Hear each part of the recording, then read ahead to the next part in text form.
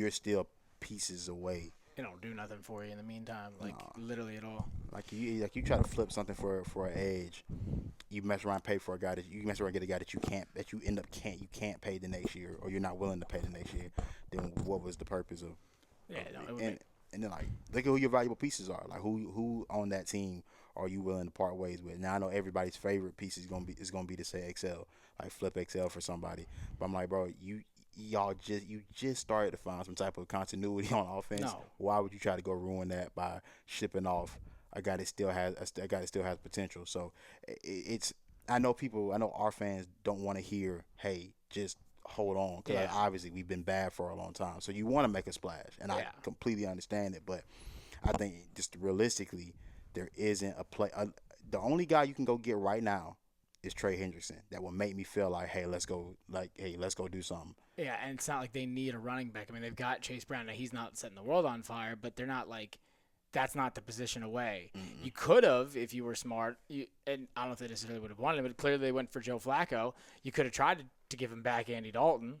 I would have tried. I don't know why. I would hope Dan maybe made a couple calls, but like you could have. I mean, obviously you're not going to get Trey Hendrickson for Andy Dalton, but maybe Andy, a second rounder. Something, you know what I'm saying, just to try to get something off. But I don't know. I just don't think there's a realistic option. There's not. I don't know. I haven't looked through the free agent list because it's kind of happened all suddenly. But I don't think there's anybody out there that's changing life for you right now. Because even if like you give him to like the Chargers, right? Like who defensively would you want in return that you could actually get? That's the key. Like, who can you actually get? And like, even right now, I'm like just Khalil Mack would be the first Charger that comes to mind, but you're not getting Khalil. And like, do you even want Khalil Mack? Like, I would for this. I would want because you had Clowney last year, so you can have a Khalil Mack. That's fair. And he probably would be the best. He still would be the best pass rusher in your room right now. Yeah, he'd be the best linebacker in the room. Yeah. But then even then, like, well, you could get what is Denzel Perriman still over there? Look at for real. So like, they don't. It's nobody here that's like. Nobody here is setting the world on fire necessarily. There's a Perriman. He's on IR. Khalil Mack's on IR as well. So then you don't want any of them. Yeah. So I don't know, man. I'm about to you keep talking. I'm gonna look through some edge rushers and maybe like. Oh hey, didn't see you there. Look at that. That was enough to start the episode off, right? Like that's how we just talk, right? We're just talking about the Panthers. So obviously we're referencing the news now that Pat Jones will receive season-ending surgery. Originally when they were saying something is iffy with him, I was hoping maybe they just throw him on IR to leave up a space for Coker to come back, right? And now Corbett to come back as well. And maybe he's just out a couple. They keep doing the IR rotation, which you can do now in the NFL. Mm-hmm. The IR has basically become like a stowaway. Yeah. Like it's not necessarily season-ending. You can list any, Mike Evans lists as IR, but he'll probably come back in the next week or so. But that's different. And having Pat Jones, that's the thing with this defense. It's not one person that's going to, set the whole squad on fire, but they're very much so dependent upon every piece of the puzzle being intact. Like you saw the return, and the resilience of Bobby Brown, how helpful that was against the Cowboys and how much of a presence he was. Couple that, again, with even Pat Jones in the Falcons game, the Dolphins game, the Cowboys game, like all of them working in tandem really set that defense apart. And to where, like, then if there's an inconsistency, like, Mike Jack has a bad day, it's not as pressing because the rest of the team is doing well. So now with the absence of Pat Jones, we know Princely, who also had some splashes again, and Scorton can get things going, but you lose that depth real quickly. No, absolutely. And now you have to rely on guys like Thomas and Kuhn they're going to be pressing to a more prominent role. And, hey, I mean, there are going to be games where it doesn't show up as much, and there's going to be games where you're going to need it. In the game against the Jets, and I know people will say, oh, it's the 0-6 Jets. Why would that matter? They still have a quarterback that can get loose. Yeah. He's very much probably, I won't even say probably, he's the best running quarterback that is probably in the game. As far as like if he scrambles and he gets out in space, he can take it to the his 0 to 60 speed is ridiculous. Yeah, so it's gonna take some discipline. it's gonna take it's gonna take playing staying in your pass rush lanes, not getting too far out of them. So having to play a lot of young guys now is not what I would like in a game like this. Is while it's winnable, it's very much a trap game. Oh, it's got it written all over it. Yeah, all over it. Because that is not and I'm sure Jets fans probably feel the same way. Panthers fans have felt, year in and out. That is not a true 0-6 team. nah. There's been a lot of to the wire games, playing teams in a very tough schedule from my memory of the last few weeks that they've had. Even taking the Broncos. I mean, the Broncos were looking like a contender, AFC champion, hopeful, and they still took him to task up until the end. Took them to the distance. They took Tampa to the distance. So they've played a lot of good teams. They've played them close. So don't get it confused. We're a team that's still trying to figure out our identity on the road. Yeah. At that. So that's the other thing too. If it was a home game, okay. We've got a different presence at home. Clearly, we come to play. The fans have shown up and shown out. I've heard all the comments, and they are there in full force. On the road in New York, a place that they haven't played. God, since because the Giants game was in Germany. Maybe when the Jets came to town. The Jets came to was town. Darnold's first week. Yeah. It's been a while since we played them in 22. But not the Giants, not the Jets, but we played in the Giants. Yeah, so I mean, same thing. But yeah, the location that they're unfamiliar with. Not to say that the weather might be. I mean, right now I don't know how warm. It's probably New York is one of those cities where it still can stay warm for a lot longer than it should. Or I guess that's Rutherford. So I don't know about Rutherford. Anywho, it's not ideal, right? And especially when there's a question of if they're going to have Garrett Wilson. So then the focus will become they're going to have to move the ball through a lot more creativity.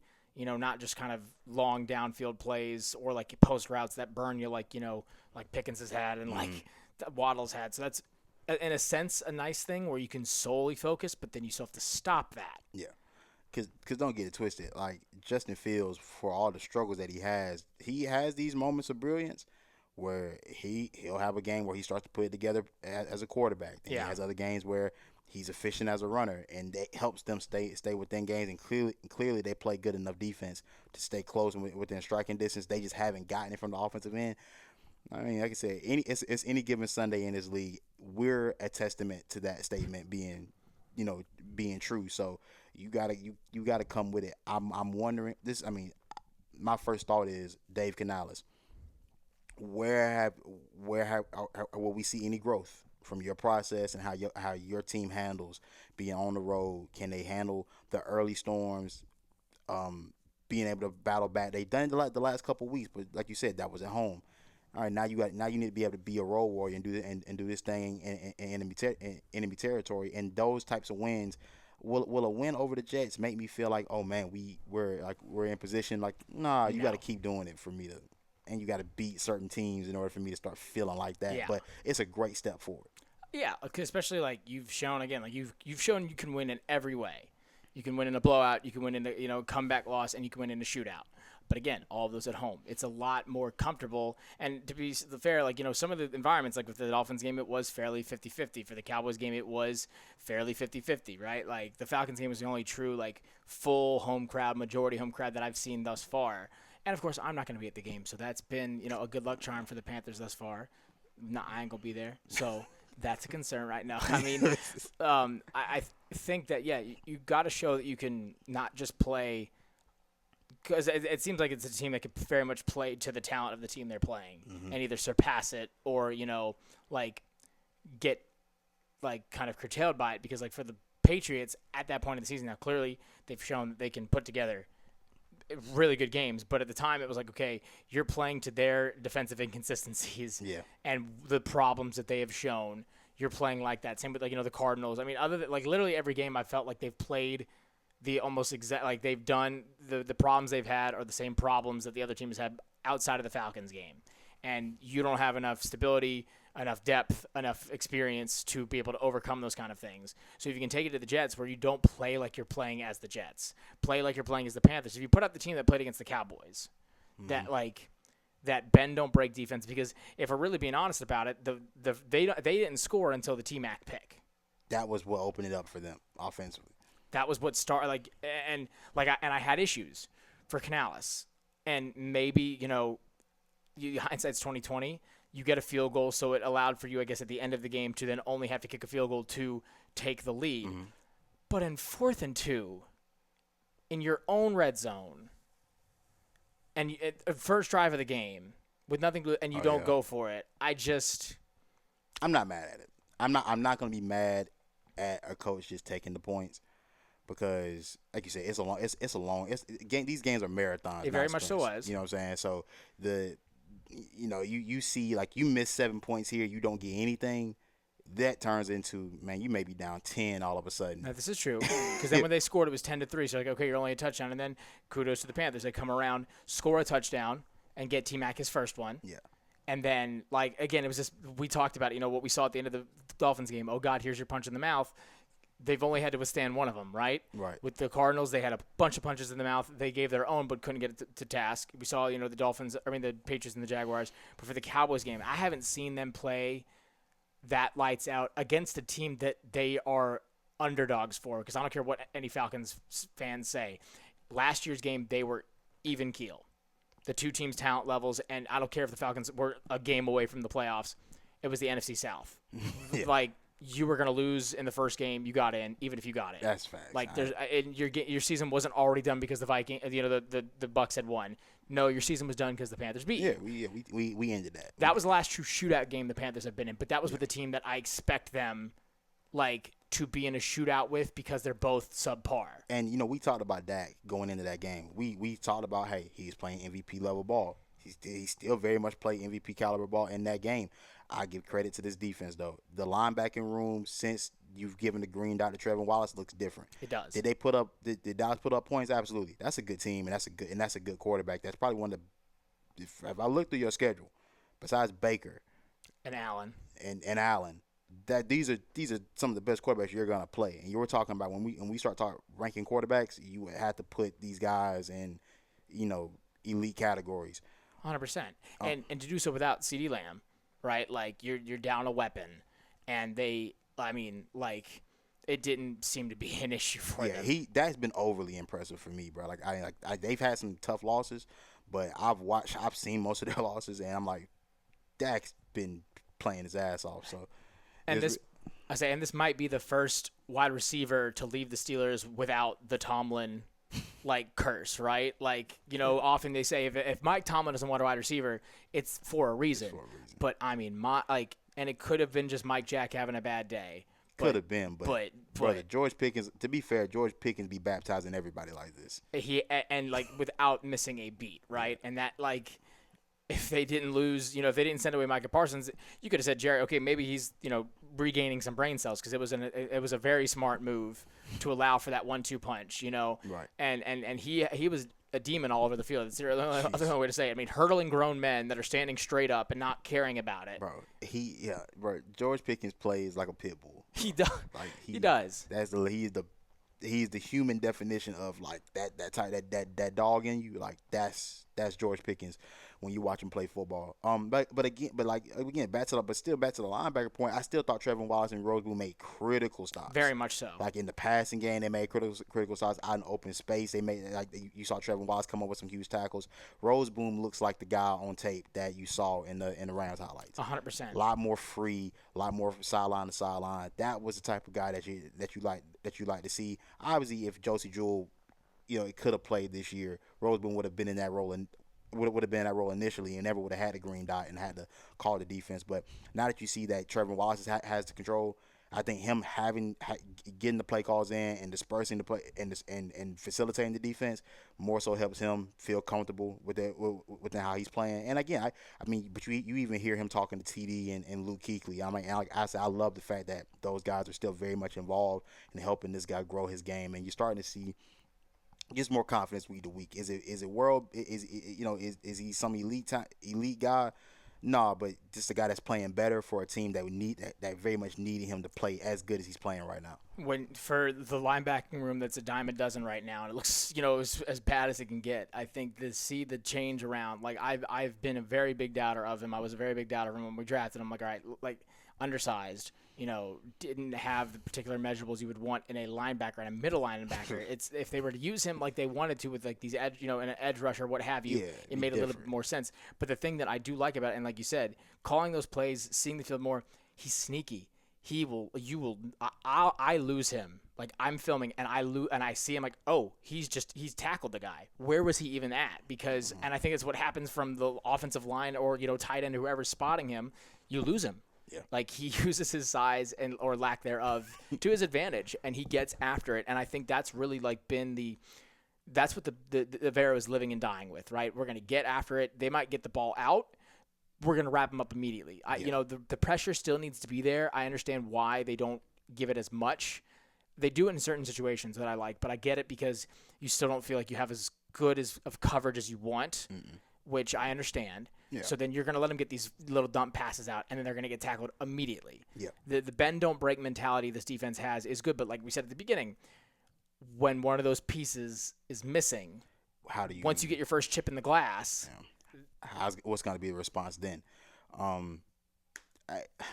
don't know. I guess we'll have to wait and see. But I will say the things that I've been overly impressed with has just been how fast this defense is to rally into the ball. Yeah, absolutely. That is absolutely a difference between this year's team and last year's team.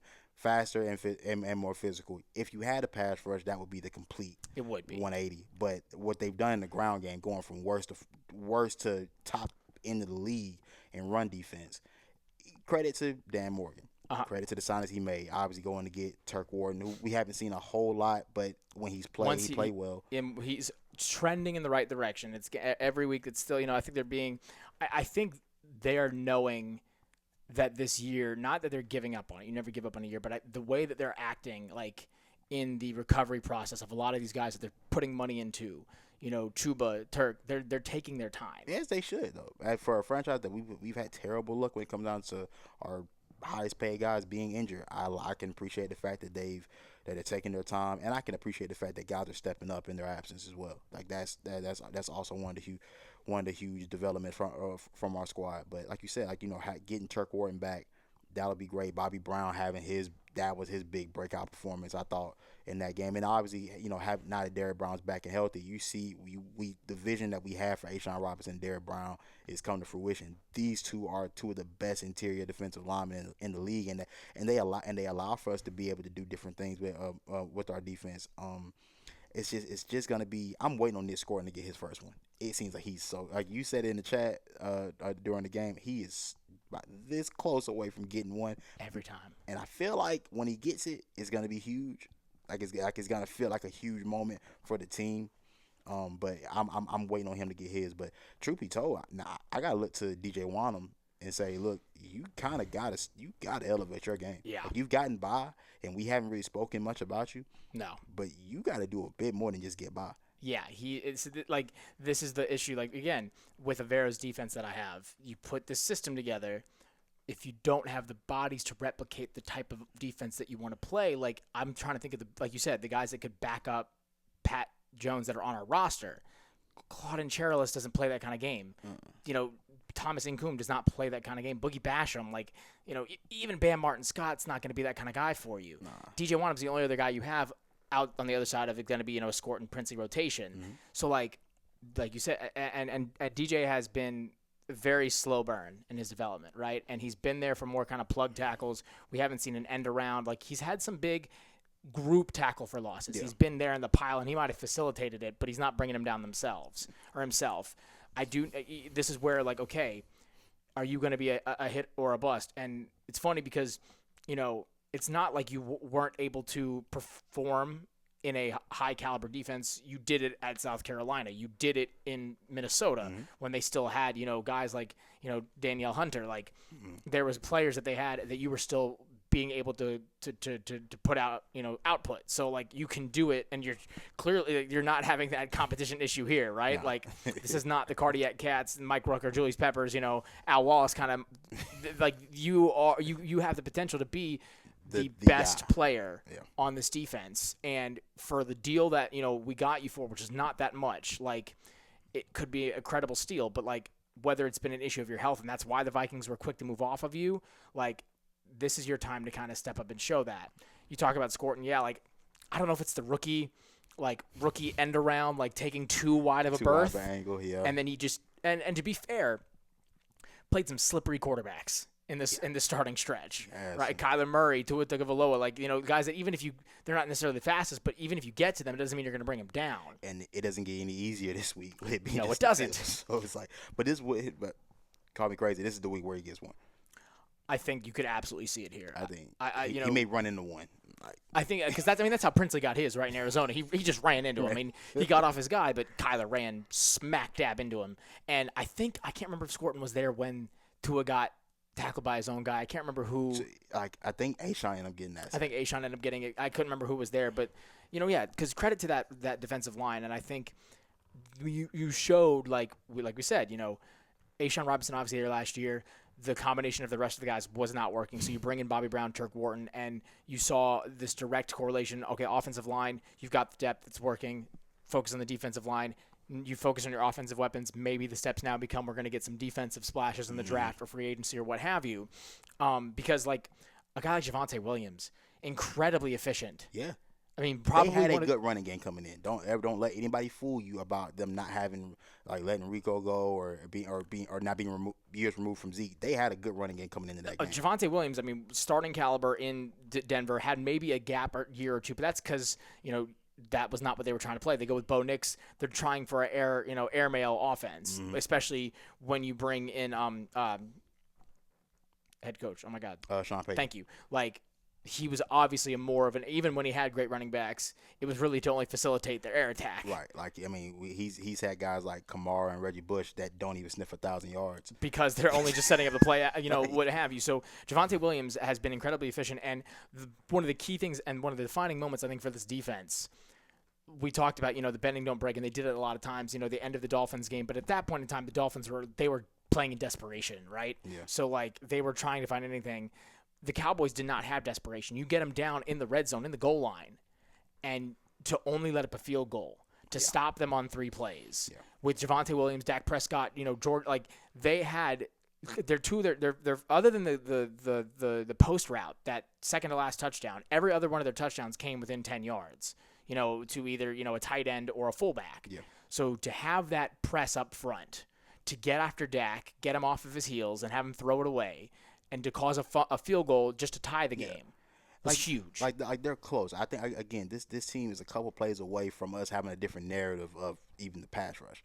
But like you said, the more havoc plays they can create, the better for this defense, because clearly we're a much better team in terms of tackling out in space and rallying up. Absolutely. Trayvon Mulray makes a huge difference in that. Like him now being them allowing Trayvon Mulray to play closer to the line of scrimmage, damn near in a linebacker type of role, changes everything, because it brings the versatility of who you can have cover. Teams don't have that advantage of just trying to get their guys out in space and trying to make plays. Like we have the advantage now. Not necessarily have the advantage, but everything equals out. Well, the vision's been there because we had already said that Ransom was one of your better coverage, which was a big question, right? And his coverage ability got incredibly better over the offseason into now, to where they're trusting for him in coverage, where they're sending Mo Rig up more. And the crazy part is, while it's been quiet, that's led to a bit of a development from Nick Scott. Yeah, he's looked better. I try to keep quiet about some of these guys because every time. But he had a big play in the red zone too. He did have a huge play in the red zone, and those plays make a huge it makes a world of difference, because that's typically a drive where teams score. Typically a drive where we go up to score. Now we're down, and you know what I'm saying. Now it's 7-3, or it would have been 7-3 had they scored that first. Had they scored, because they got the ball first and we got stopped. Yeah. So and that changes the whole complexion of the game. At that point. You're playing less desperate, and they're allowing you to do so. I will say, for Rivera though, for this defense, outside of also pressing the rush, which I think they'll probably be reserved upon this time. I with the fact of the matter of there's a chance you do try to get down, but we know that Fields is going to, without Garrett Wilson there, he's going to dump. Like he's either going to dump and run, or he's going to dink and dunk, because they don't really have. I can't even think of the other wide receivers that would press the ball downfield. Good God, truth be told, I don't believe they have any for this game right here. If you want me, my honest opinion, you don't have to get real antsy with sending extra bodies. I think you can kind of sit and let it play out because I mean, truth be told, the one thing that's been a problem with Justin Fields has been his processing. Exactly. He's always a tad bit late. Man, you gonna have to be able to read it in because we're not gonna let you just run. We're not gonna let you run around. We're gonna stay in our pass rush lanes, keep you confined within the pocket. All right, beat us with one of these guys. Right. Like, take your pick at that point. And call me crazy, but I'm honestly a little, and this is like the luxury that comes with thinking that, okay, I'm still not going to pick them to win, but thinking we have the advantage in the game. This was a game I would have loved to actually see Garrett Wilson be healthy for, and I'll tell you why. Mm-hmm. Because we've talked about it. It's a real stubborn issue for Avero. He has not done it. They mentioned they were going to try it and then still didn't do it. They ain't gonna do it, bro. Well, they weren't going to do it. I don't even know if they were going to do it, but this would have been the game to do it because you saw at the end of it to the point where JC had to take it into his own hands to say, look, you're getting cooked. And Mike Jack, I've spoken so highly of you. You were getting cooked. And it's not anything. I think he's just faster. Pickens. Okay, here's the thing about Pickens, bro. By the time we get to the end of the year, we're going to have a conversation about receivers. And when we get to the end of the year, when Pickens ends up with like 1,400 yards and 10 touchdowns, and now he's in a different conversation, you ain't going to even think about how Mike Jack got cooked. No. You're going to be like, oh, damn, he played a top 5 receiver. 100%. But, I mean, even the week before with Waddle, he got burned by Waddle. There are clearly bad matchups for when it comes down to Mike Jack. Like, which is why, JC took it into his own hands. Let me get this. On that last drive, let me get him. Let me cover him. Yeah. Let me travel, come across. Because he's the faster cornerback. Yeah. From a back to front speed. Mike Jack, in between, from the the line of scrimmage to the line to gain, he can lock down. Did you see the comment? Because I think Mike Rucker, whatever podcast or show they do after mm-hmm. games, he asked Dave Canales about that and how that worked out. And from what Dave said, that the reason why they don't let their guys travel is because they don't have the personnel everywhere else to be able to facilitate guys to travel. Because typically, if you're going to let guys travel, you're going to be able to get after the quarterback. Because if you're doing that, you're playing more man. You can't play man if you can't rush the passer.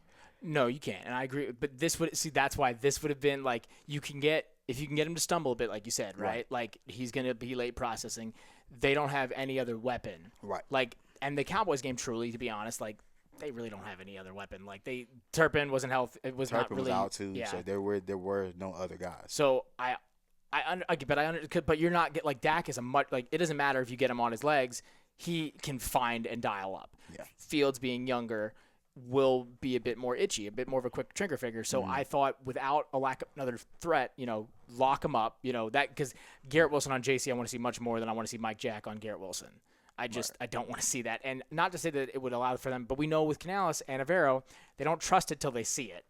But then they won't see it until they think they can trust it. And also, too, you got to think, I think what ended up happening at the end of that game was that it just so happened to work out that JC and Pickens were on the same side. I don't know if it necessarily became a JC traveling type of situation. I mean, he told him. Yeah. You saw the comments, yeah. Yeah, and he asked, but I mean, I would still need to hear we let him travel. But you know what? I think you're right because I feel like, and I'm trying to remember this in real time on that last drive to go for the touchdown, not for to go for the touchdown. Mm-hmm. It was George Pickens on this side with Mike Jack. Then there was either we called a timeout or they called a timeout or something. And then when the field flipped, Pickens was on the other side. Yeah. And see, and that's just the nature of Avero's defense, where they don't have that flexibility to switch sides like that. So I mean, and if a team start going to hurry up, then it changes everything too. If they're moving a little bit more tempo, it changes how your corners have to be able to play as well. So again, I would love to see that happen. If you're taking injuries to the edge room, we ain't gonna be seeing that no time soon. No. So that's where I'm like, well, damn. Yeah. Well, damn. Yeah. So that it's again like. And it's not something we need. Like you said, there's a nice kind of calmness about this season, I think, from a lot of Panthers fans and from the front staff, too, where I think there's an understanding of it's very reminiscent of Cam's early years. Like, this isn't the time. Like, it's gonna come. Yeah, you'll pull the trigger. It'll be time to pull the trigger, but I don't know if right now is the time. I think keeping some continuity in the room is probably gonna be paramount because you made a trade earlier.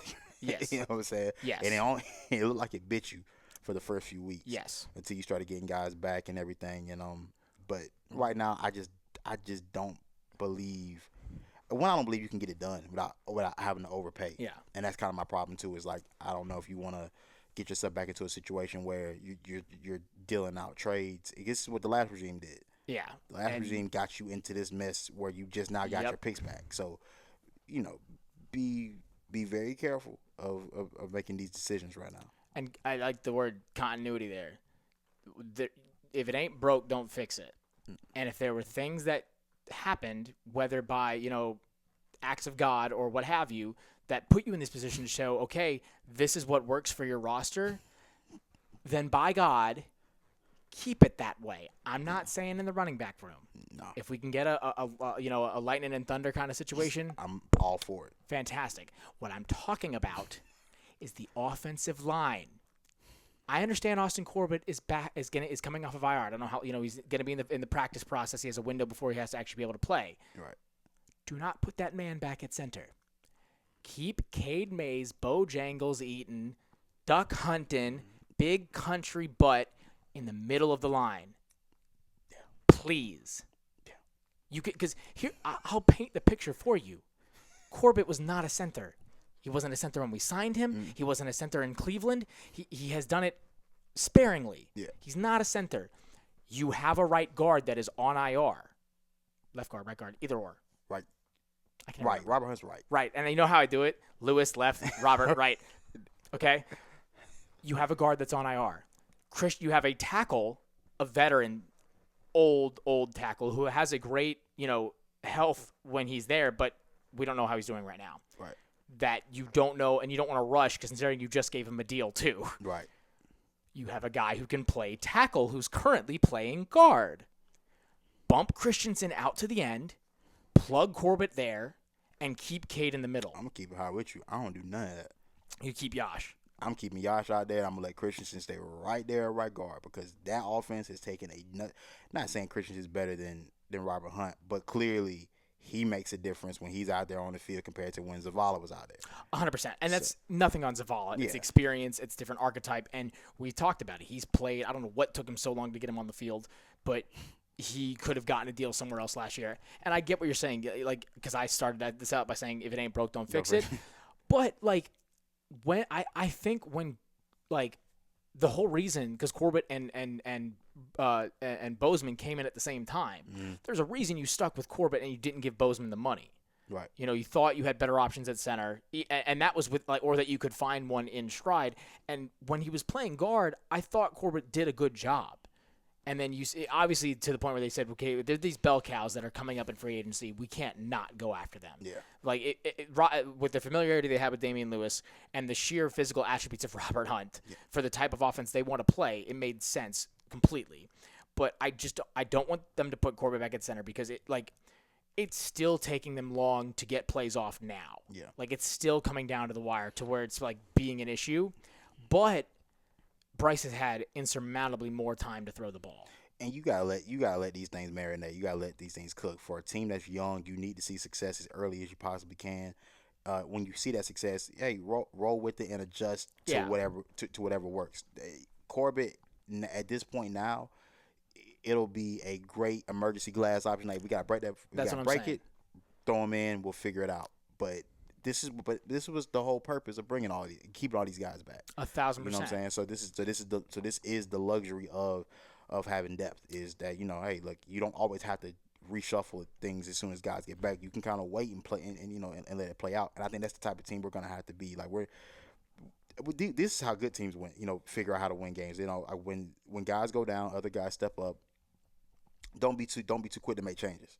It's like there's times for it, and there's times where there's not. And like you said, for whatever reasons that these things have happened that have allowed for certain guys to get opportunities, hey, leave them. Which again leads me to my next point. When you have a surplus of talent in a certain position, which is mind-boggling to say as a sentence that relates to the Carolina Panthers.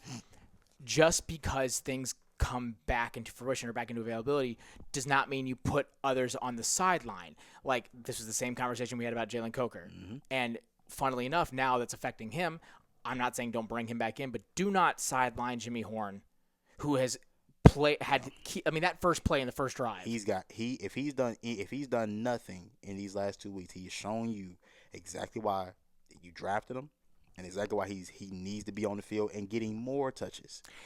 And it killed me. It killed me. We got the points anyway, but if Bryce had put that ball on the end around motion a step in front of him, he was housing it.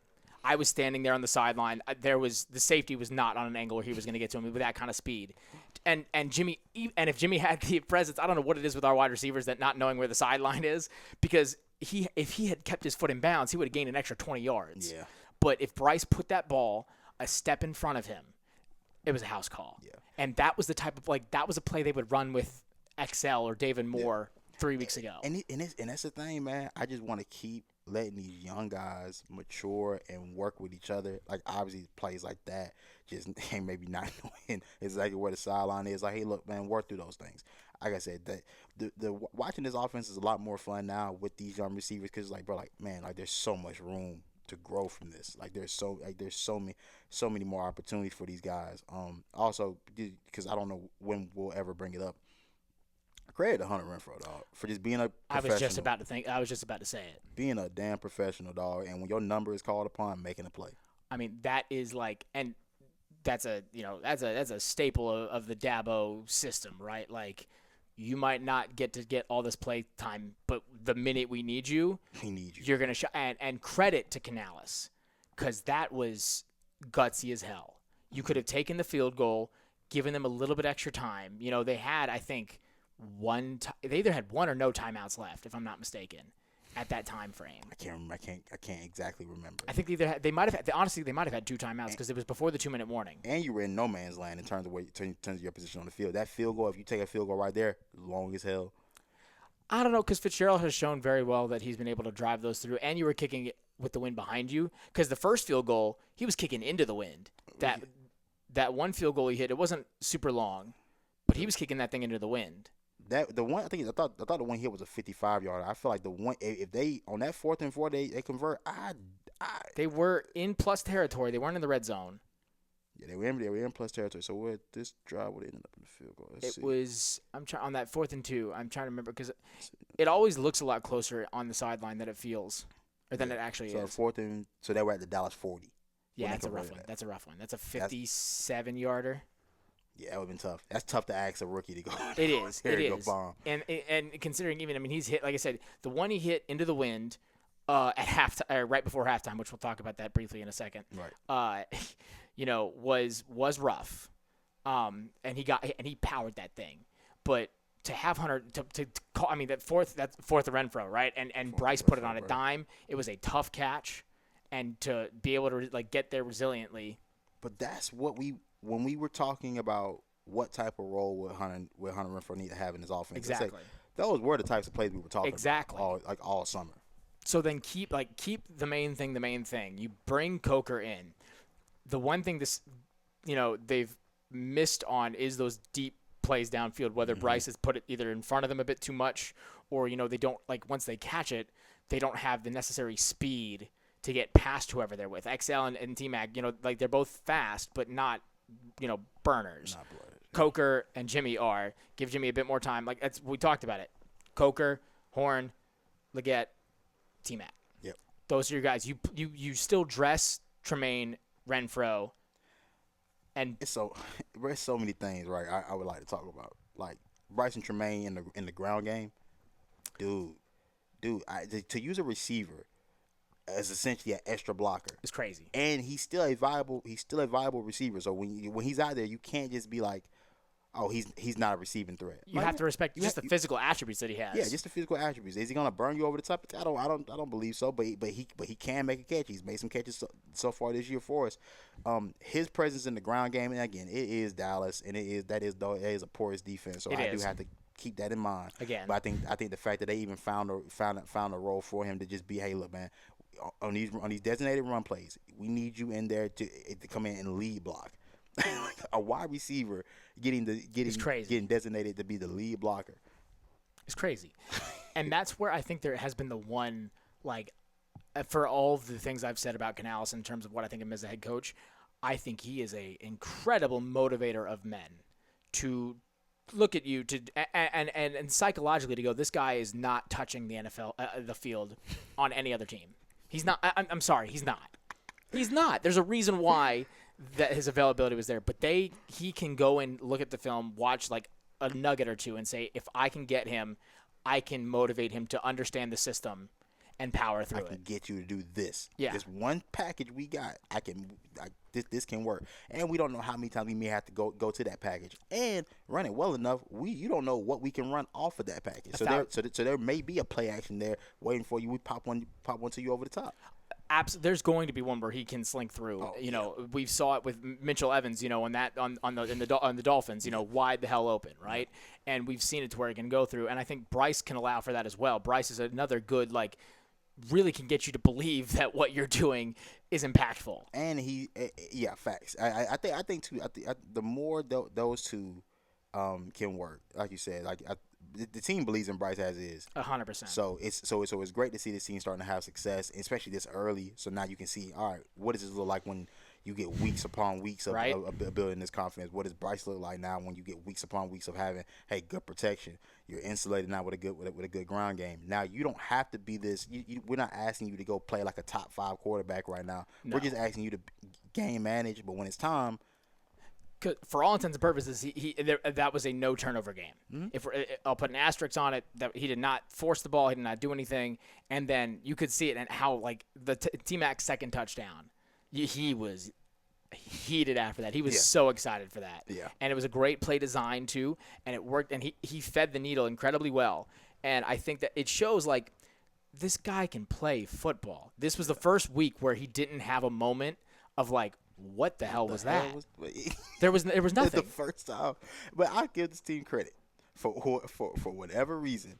I don't. Y'all seem to respond to whatever the hell we say, and this is why I will continue to bash y'all boys because I ain't done with y'all boys. No, because what in God's green earth, Xavier Legette, were you doing?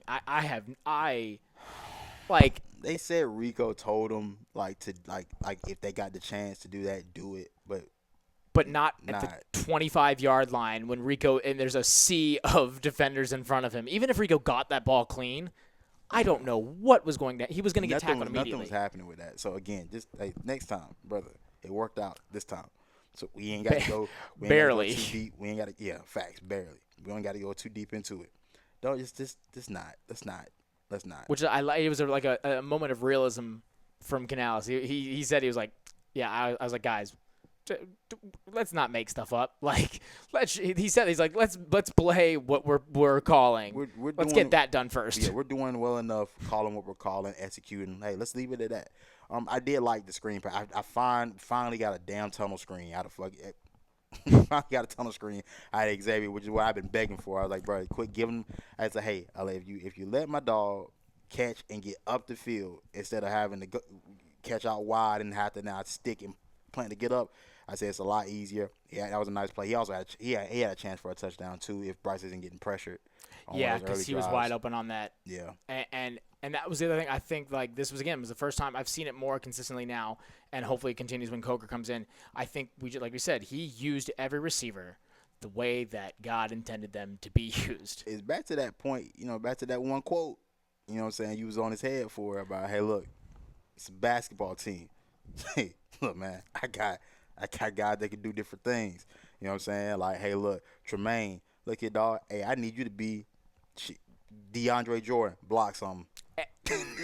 And look at this was a very there was still issues with I think some areas getting drives going when they were pinned down deep.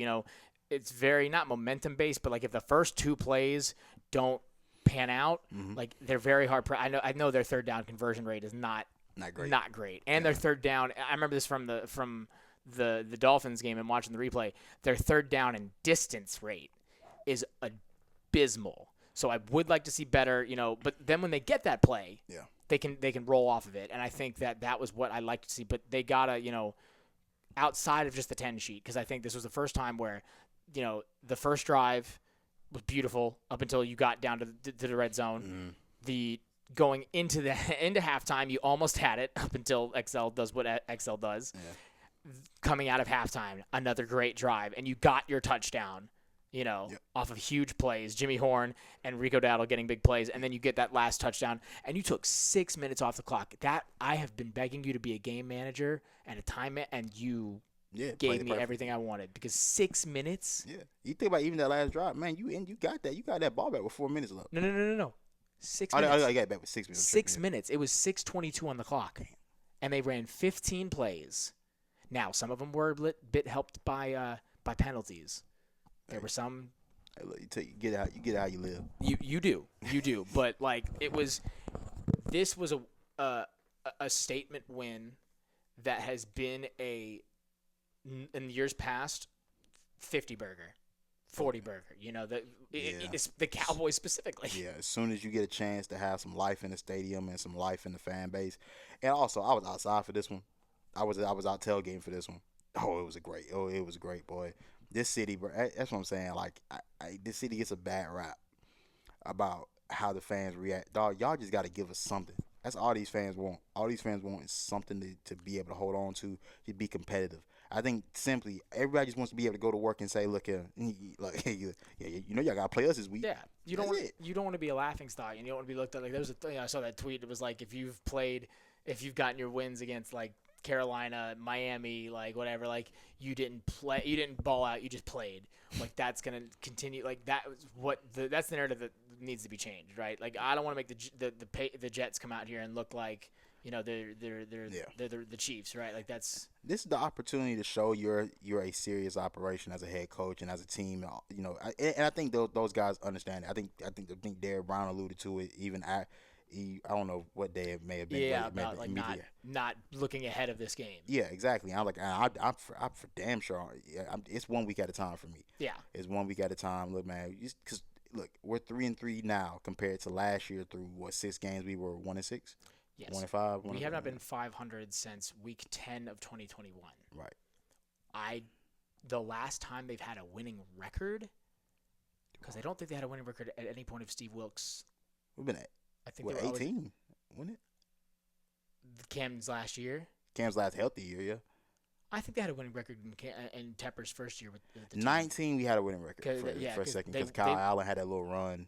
Well, not only that, they started out because Cam's last year was 2019, wasn't it? That was last year on the roster, yeah. But was that when the Steelers knocked him out of the game, or was that 18? That happened in 18. Okay.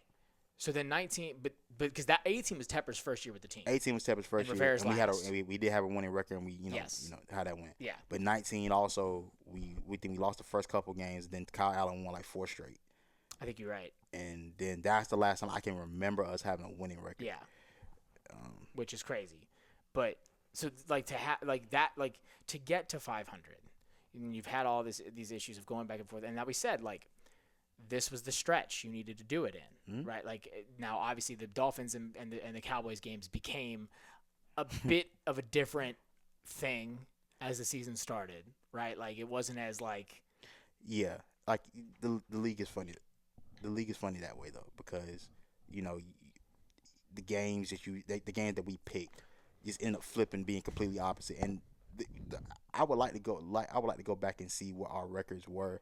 Matter of fact, I think I got mine right here. I got it on my phone. I'll figure out what I picked because I would like to see what games that we picked that were just completely wrong. Because it's funny you mentioned it in terms of how funny the NFL is. Post Monday night, if we could put up 30 on that team and they could go on and play the Bills in that way. Now, granted, it was in Atlanta, but that game has a different perspective now. Yeah. It looks totally different. The Bills don't look invincible. Bills aren't the world beaters that we thought they were. They're struggling at receiver. They don't have the weapons. They didn't have them last year. And truth be told, they got by and it took an MVP caliber year from Josh Allen to turn that into a good season. Whereas this year, if he's anything less than that, then they're playing in tight ball games. So, obviously he could very well right the ship. 1,000%. And so again, not going to pick him. I'm not picking them to win the Jets game because when I pick them to win games, they lose. Right. So what? So just going back to at least how I picked the games. Yeah. I'm sure they're pretty similar. Yeah. To how I would have. I thought we were beating the Jags. Yep. I had us losing to the Cardinals. I think I had us beating them because we've always gotten their number, but I was skeptical of it because of again. I had us beating Atlanta. As did I. We did that. I did have us beating the Patriots. I was dead wrong on that one. I also did, and it was dead wrong. Had us losing to the Dolphins and the Cowboys. I did for both of those as well. I won't say what anything else was because I'm not going. Again, I'm just not going to jinx. Not going to do ourselves like that. But like, I got the files here.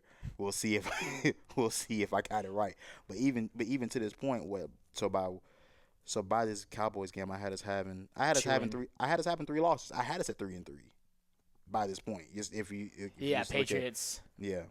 Patriots, Jags, and Falcons, and then lost. Yeah. So I had us at 3-3. Just didn't think it would be. Those were going to be the 3, especially with the Cardinals and how they've looked. Like that one's going to haunt me a little bit. It's gonna bother me, but you got they jumped out on you so bad that I don't even care. And that last drive you had was so bad that I cannot even care that you came back. But to his testament, every game-winning or game-sealing drive since has been lights out. Mm-hmm. Like again, you had some penalties that kind of gifted you the opportunity to win that game at the end of it, but you still put yourself in situations to where like that was okay, right? Yeah. Like, and also, I mean, we can always say it, and it doesn't matter. Those refs were abysmal. I don't know what. I didn't like the initial hold. So the hold on the tight end, I did understand because he did pull. Yeah, no, that one was. He did pull. But George Pickens is historically known for pushing off, so I thought we were gonna let him battle. And not only that, but like to then call a holding on or to call the. What was it? The roughing the passer, and not call the offensive holding because Mike Jack could have picked that ball off. Yeah. And the hit, I think it was Roseboom. I mean, it was right. The ball was just let go. Yeah. Roseboom would have had to teleport to a different spot of the field to not hit him. It was crazy. Yeah. And those penalties ended up gifting Dallas points. I think all those. I think the hold on Ferguson. By JC, which was going to end the drive too. End the drive that ended up in points. And the roughing the passer penalty also ended up in points. I believe it did as well because that was towards the field. That was going down that way. Yeah. I think that was either their second touchdown or I think something either back. That might have been the Pickens touchdown. I don't remember, but Pickens touchdown was a bit farther down the field, but they were going that way. Yeah. But all that to say, I think and of course we have to talk about it. Like Rico Dowdle, he was the crazy part is that. He didn't have anywhere near as long of runs as he did against Miami, but put up more yards. See, this one felt dominant. See, the Miami one, you had so many big runs. Yeah. And it's dominant in a sense, but this one felt like, oh no, we're just moving you. And he was a step away from it like 4 times, and you could see how pissed he was. Bro, yeah, like it's oh my God, it's one I think going towards the left end zone, I believe.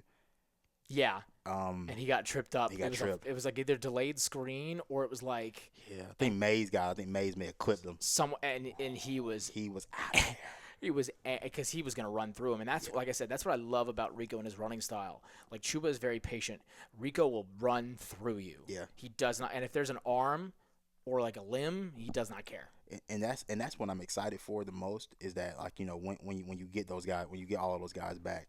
The battle of attrition that you can start to put on the teams. And this is my thing. This is a good test this week against a Jets defense that can get stops. Will you be able to find your running game still? On the road. Like I said, we said the other week, the 2 things that travel in this league are defense and a running game. Can you take that on the road and go get you one? Especially when that's the things that you've done to stop the other team.